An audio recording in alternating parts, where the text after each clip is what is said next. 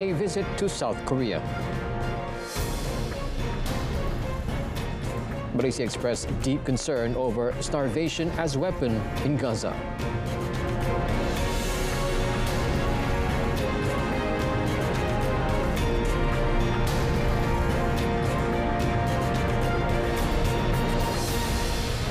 Salam Malaysia Madani. This is World Today. I'm Otto Othman. Malaysia has successfully strengthened strategic cooperation in both regional and global levels through the three-day working visit of Prime Minister Datuk Seri Anwar Ibrahim to South Korea, which concluded today. This not only stimulates high-value investments but also reinforces Malaysia's position as a trusted economic partner. One of the notable achievements is the generation of export commitments exceeding R500 million, involving the green ammonia and sustainable urea sectors. Now, this is a result of a collaboration with Namhae Corporation, the largest producer of chemical fertilizers and chemical products from South Korea. The partnership between JS Link and Linus Malaysia involves the construction of a super magnet manufacturing facility valued at R600 million, thereby strengthening the supply chain of critical minerals and clean technology. Additionally, the meeting with the United States Secretary of the Treasury, Scott Bessent, and the U.S. APEC Business Coalition has opened avenues for enhancing trade cooperation and investment opportunities. The Prime Minister met with all the aforementioned delegates outside the APEC Economic Leaders Meeting, AELM, in Gwangju. On a related note, Datuk Seri Anwar will share insights on digital transformation and artificial intelligence AI initiatives by Malaysia, as well as ASEAN on the last day of the Asia-Pacific Economic Cooperation APEC Economic Leaders Meeting, AELM. Now, with the theme, Preparing a Future-Ready Asia-Pacific, APEC economies have been seeking ways to address the region's challenges, especially demographic change, which has been identified as one of the major concerns moving forward. AI and digital transformation could be the driving force in addressing these challenges. Being the host country, South Korea has lined up demographic change and artificial intelligence as the two core initiatives that could spur a new direction and shape the future of APEC economies. An aging population, which is happening across Asia, including in Malaysia, is shaping the workforce. After each economy presented its country's intervention, APEC leaders are expected to adopt the Gwangju Declaration, along with 3 other documents. U.S. President Donald Trump called his recent meeting with President Xi Jinping incredible, touting benefits for U.S. farmers. Trump said that he and the Chinese president had agreed to lower tariffs on China in exchange for Beijing cracking down on the illicit fentanyl trade, resuming U.S. soybean purchases, and keeping rare earths exports flowing. We have numbers coming to our farmers that the farmers have never seen before from China. Our farmers are very happy. I suggest that they go out and buy larger tractors and more land. Okay? We want larger tractors and more land because nobody's ever seen anything like it. I've given China great incentives to hold down the fentanyl, get rid of it ideally. You know, a lot of people don't know it's used as an anesthesia. It's used as a lot of things.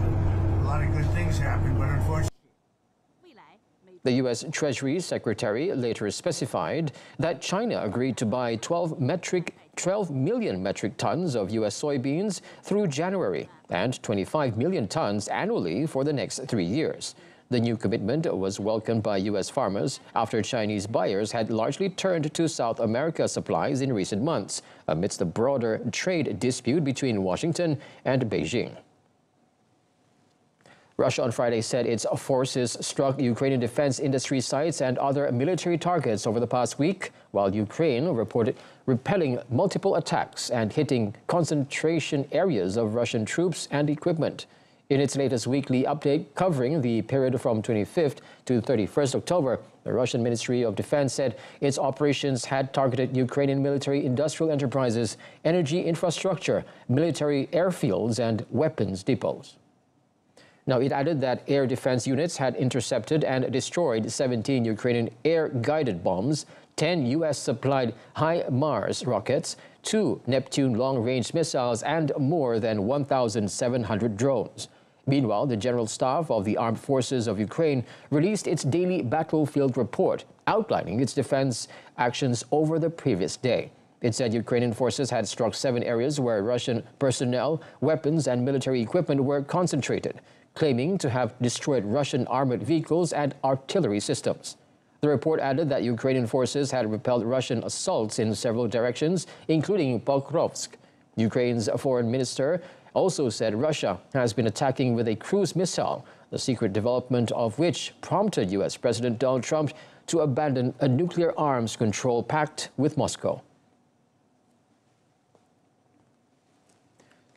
Several foreign ministers will meet on Monday in Istanbul to discuss the Gaza ceasefire and the next steps needed. Turkish Foreign Minister Hakan Fidan said that Turkey was concerned over whether the ceasefire will continue. Speaking at a press conference in Ankara, Fidan said the meeting would include foreign ministers who met U.S. President Donald Trump in New York in September, adding that talks were continuing on forming a Gaza task force and sustainabilization of force. Now, the attendees will include the foreign ministers of the UAE, Qatar, Jordan, Pakistan, Indonesia, and Saudi Arabia.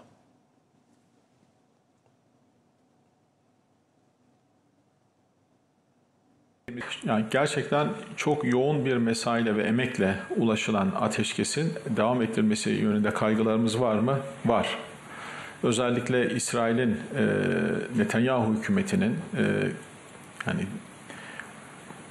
nihai hedeflerini engelleyecek olan bu ateşkesin ve barış anlaşmasının kırılgan bir zeminde devam etmesi için belli çevrelerin ciddi çalışması olduğunu görüyoruz. Fidan also said efforts to keep the ceasefire in Gaza in place were continually being made, adding that there were obstacles posed by Israel to the inflow of humanitarian aid to the Strip. Back on the home front, Malaysia has expressed deep concern over the humanitarian tragedy unfolding in Gaza and Palestine, where starvation and deprivation are being used as weapons of war. Defense Minister Datuk Seri Muhammad Khalid Nordin said the crisis underscored the urgent need for all nations, especially major powers, to exercise their influence in accordance with international law. Every nation, large or small, must stand firmly against violations of international law and humanity. Malaysia expresses our deep concern over the humanitarian tragedy in Gaza and Palestine, where starvation and deprivation are being used as weapons of war. He said this in his speech at the opening of the 12th ASEAN Defence Ministers meeting Plus held in the nation's capital today. He said Malaysia also welcomed the United States' comprehensive plan to end the conflict in Gaza, describing it as a step towards alleviating human suffering and restoring peace in the region. Now, please make your way out of the... The participation of the 2 global superpowers, the United States and China, in the recently concluded 47th ASEAN Summit is more than just a symbol of regional diplomacy. It underscores Malaysia's pivotal role as a strategic bridge, adept at balancing the geopolitical interests of these 2 world powers. The 47th ASEAN Summit in Kuala Lumpur has captured global attention due to the attendance of President Donald Trump and Chinese Premier Li Qiang. The presence of these 2 leaders from major world powers, along with the Prime Ministers of Japan and the President of South Korea, reflects recognition of Malaysia's role as a host and a significant player in shaping the direction of regional diplomacy. According to the National Council of Professors Fellow, Professor Dr. Azmi Hassan, one of the most crucial yet often overlooked aspect of the ASEAN Summit is the ongoing negotiations between the United States and China.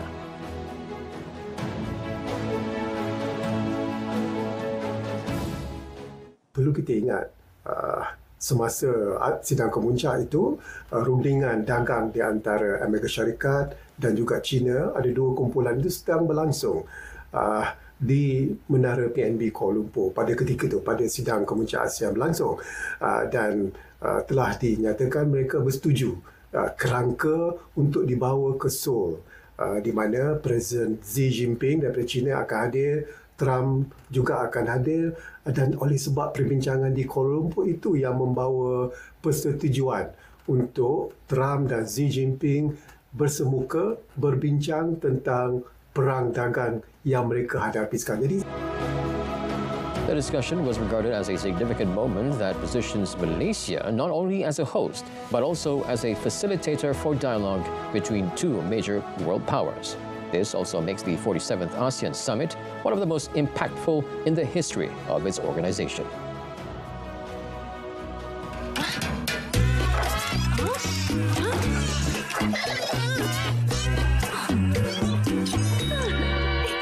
Guna mentol jimat tenaga untuk lebih jimat.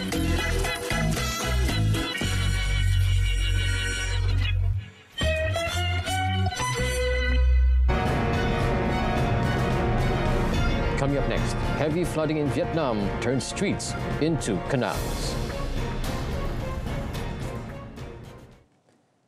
Heavy rain has hit Vietnam's coastal provinces, including Hoi An, a UNESCO World Heritage Site. Major flooding that killed 13 people in central Vietnam this week also turned streets in Hoi An into canals.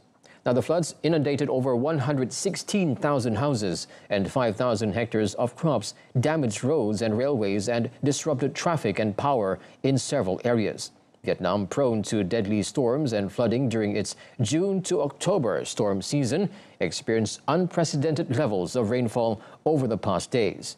Heavy rain in forecast to continue in central Vietnam, with daily rainfall exceeding 500 millimeters in some areas for early Friday until late Saturday. Scientists say human-driven climate change is making extreme weather events such as storms and floods more deadly and destructive. Natural disasters, mostly storms, floods, and landslides, left 187 people dead or missing in Vietnam in the first 9 months of this year. Residents in Jamaica's Montego Bay queued in long lines to get water and cash in the aftermath of Hurricane Melissa. Melissa was the most powerful storm ever to directly hit Jamaica and the first major hurricane to do so since 1988. U.S. forecaster AccuWeather estimated 48 billion to 52 billion US dollars in damages and economic losses across the Western Caribbean. Meanwhile, Jamaica's information minister confirmed at least 19 deaths on Friday, but said there were indications more bodies would be recovered. Around 462,000 people remain without power, and emergency food distributions have started. Flights carrying humanitarian and aid began to land in Jamaica on Thursday, while the country's military called on reserves to help in relief and rescue efforts. Scientists say hurricanes are intensifying faster and with greater frequency as a result of warming ocean waters caused by greenhouse gas emissions. Many Caribbean leaders have called on wealthy, heavy polluting nations to provide preparations in the form of aid or debt relief.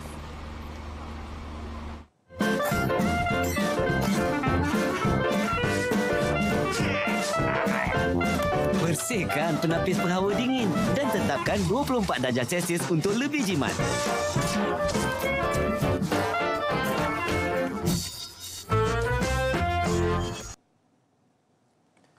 A released security camera footage showed the moment a passenger train crashed into a truck at a level crossing in the Dutch town of Meteren, disrupting rail traffic. Now, the truck appeared to stop and reverse before becoming trapped between the barriers as they closed seconds before impact. Train operator ProRail said 5 people sustained injuries in the crash and all 5 victims were in the truck. The train's 200 passengers were evacuated and taken to the nearby Den Bosch station. Extensive and ongoing cleanup efforts are underway to remove thousands of piers, which spilled from the lorry and surrounding areas. Now, authorities are also addressing the damage caused to the train. Drivers of large vehicles are advised to drive through safety barriers if they find themselves stuck on level crossing, while those in cars are told to focus on getting all passengers out of their vehicles and to safety. Now, thousands of students from across Serbia gathered in Novi Sad on the eve of the first anniversary of the railway station roof collapse that claimed 16 lives last November. Farmers on tractors, motorcyclists and cyclists joined the demonstration, creating a convoy of solidarity through the city with crowds holding flares and waving Serbian flags. Protesters said the student movement reignited public engagement in the country. The tragedy touched off a largely peaceful nationwide protest movement led by university students and professors. Demonstrators who have been marching to Novi Sad from various cities in Serbia are demanding a snap election, hoping to unseat Vučić and his populist Serbian Progressive Party. To make sure their call for justice is heard by as many people as possible, students have crisscrossed the country on foot, talked to people, and organized countless demonstrations and protest events nationwide.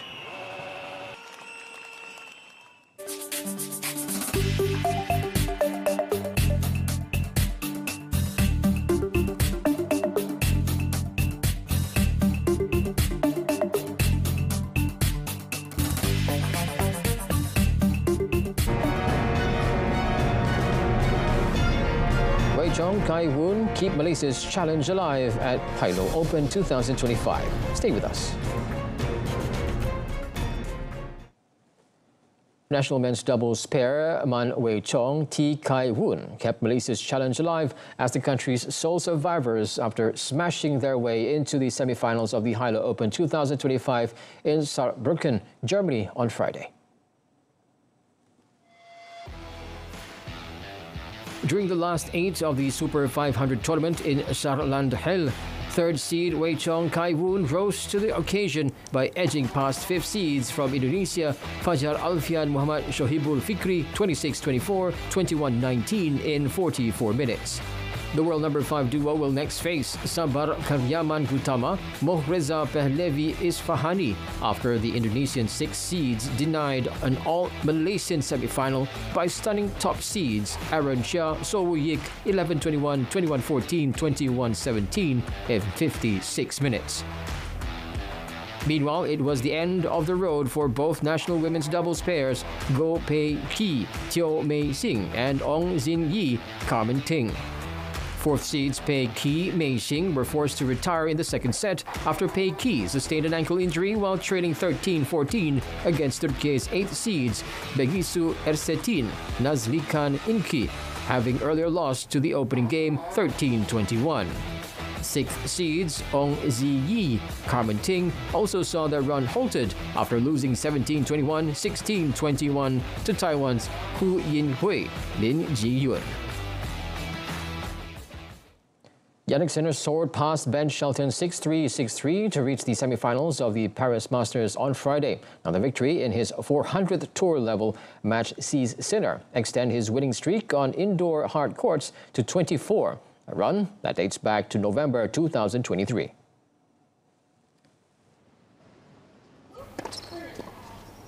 Sinner dismissed Shelton to reach the Paris semi-finals for the first time and move closer to regain the #1 ranking. This was Sinner's 7th straight win over the American. If Sinner takes the Paris title, what would be his first Masters trophy of the year, he will return to #1 on Monday. Zverev saved 2 match points to overcome Daniil Medvedev 2-6, 6-3, 7-6 and keep alive his Paris Masters title defense. The win also ended Zverev's 5-match, 2-year losing streak against Medvedev. Zverev will next play Sinner in the semi-finals. They just met in the Vienna final last weekend when Sinner won 7-5 in the third. Their head-to-head is at 4-4.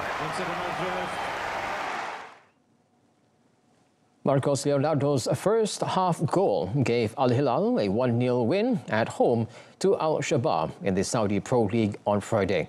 The Brazilian forward was played in by full-back Moteb Al Harbi and found the far bottom corner with a first touch shot.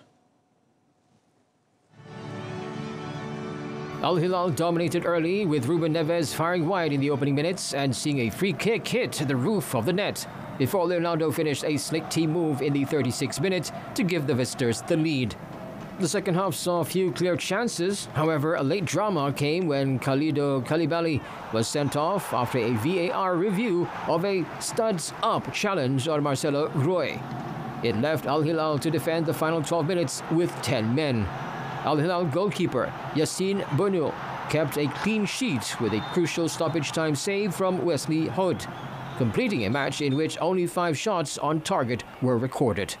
The win extends Al Hilal's unbeaten October run to 10 league games, with clean sheets in their last 5. Liverpool manager Arne Slot said his side must not make a habit of losing games they should win after 6 defeats in their last 7 games plunged the Premier League champions into crisis.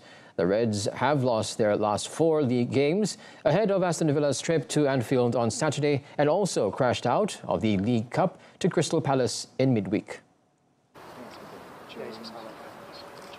Slot's decision to name an inexperienced side for the 3-0 defeat to the Eagles drew criticism, but he again defended the need to give his key players a rest after a series of injury problems in the early part of the season.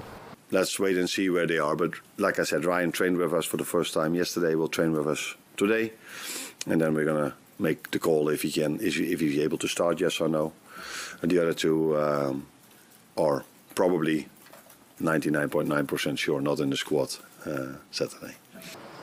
Villa have won their last 4 league matches and are 1 place behind Slot's team in the table, but level on points. Liverpool then host La Liga leaders Real Madrid in the Champions League on Tuesday before travelling to the 5th place Manchester City on November 9th. The Merseyside team's troublesome start, which included an ugly 4th-round League Cup exit on Wednesday to Crystal Palace, comes despite the club spending £446 million on new recruits in the close season. However, Slot said he was pleased with his squad. Dana White's power slap is hit Saudi Arabia on Friday as part of the kingdom's Riyadh season. Now, the world's premier slap fighting promotion, founded by the UFC's CEO, is just one of many sporting events to arrive in Saudi Arabia as part of the so-called Vision 2030 initiative, a national plan to diversify the economy and reduce oil dependency by investing in tourism, culture, and entertainment. Power slap makes its mark in Riyadh with knockout moments and championship glory. It is an American slap fighting promotion company owned by Dana White, the chief executive officer of the Ultimate Fighting Championship UFC. The night was a wild ride of jaw-dropping slaps, knockout victories, and pure competitive grit, because in this sport, there is no dodging, just taking it straight to the face. Power slap fights are typically 3 to 5 rounds. The fighters take turns hitting each other in the face with an open hand, and those on the receiving end stand with their hands behind their backs. Contestants slapped each other in the face to win the Power Slap League tournament. Power Slap 17 was headlined by a rematch between Walter Waite's Anthony Blackburn and Cole Young, with Young stripping Blackburn of his title.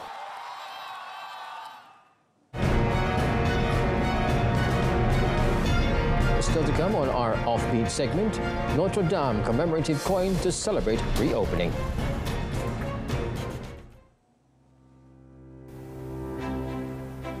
France's Monnaie de Paris, France's Mint, has launched 20 million commemorative €2 coins, featuring the iconic Notre Dame Cathedral, marking the landmark's reopening after years of restoration following the devastating 2019 fire.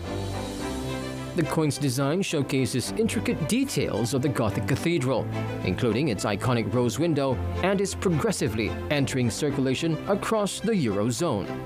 Collector's edition, available in limited quantities, have also been released for purchase at the Mint's shop and online. The collector's versions, priced between €12 and €25, depending on the quality, went on sale this past Tuesday.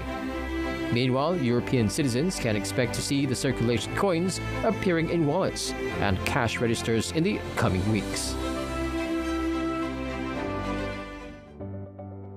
International animal welfare group 4 Paws has launched an emergency mission in Argentina to care for big cats that remain at the former Luján Zoo in Buenos Aires province. 62 big cats, including lions and tigers, and 2 bears, are receiving veterinary care during the first phase of the NGO's mission, which will run until mid-November. The animals are expected to be relocated to sanctuaries between late this year and 2026. The Luján Zoo, about 70 kilometers west of Buenos Aires, was shut down in 2020 by the former Environment Ministry after authorities found irregularities in the animals' living conditions. At the time, the facility housed around 400 animals, according to 4 Paws. When the former zoo was shut down in 2020, there's different information about the amount of animals that were here. We visited this space in 2023 and we had confirmation that there were over 110 big cats at that time. So we are about half in a couple of years. Most of them, what we hear from both the people from the former zoo and also from the authorities, died either from diseases, from injuries, or also from fighting with one another, which is quite tragic. In addition to the big cats and bears, the former zoo still houses zebras, camels, and chimpanzees, deer, goats, and peacocks, among other species. During the 5 years since the closure, surviving animals were fed with donations of dead horses and cows for local residents and were cared for by former zookeepers who continued to help.